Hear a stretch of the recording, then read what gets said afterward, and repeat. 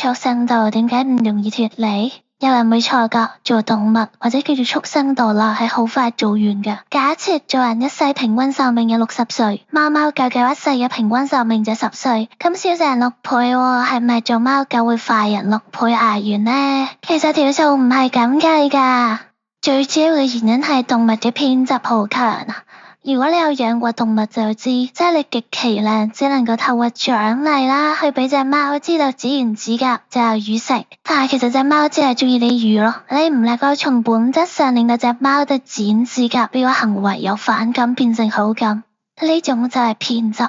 呢個意識死咗之後會輪迴去邊呢？甚至會唔會脫離到嘅輪迴呢？其實有好大程度係同個偏執有關。而動物對於自身存在嘅偏執係好強嘅，佢哋甚至好偏執自己嘅動物嘅身體啦，好習慣一定要有條尾啦，要有毛啦，有爪有牙啦，咁佢咪會繼續輪迴翻做同一隻動物咯。仲未計喎，你好彩就做下大戶人家，貓貓狗狗寵物好食好住，10幾歲20歲命。咁咧咁啱輪迴咗呢隻公頭鯨咁先算啦，幾百歲命內一條公頭鯨，或者做珊瑚啦，直頭有4000歲嘅喎。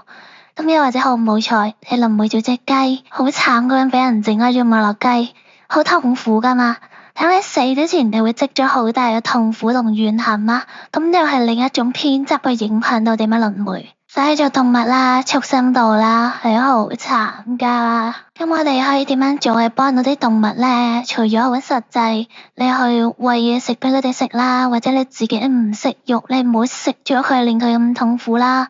你仲可以多啲回向俾佢哋，你可以誦經啦，你可以念南無觀音菩薩、南無阿彌陀佛，然後回向俾佢哋啦。自己係有做好過冇做。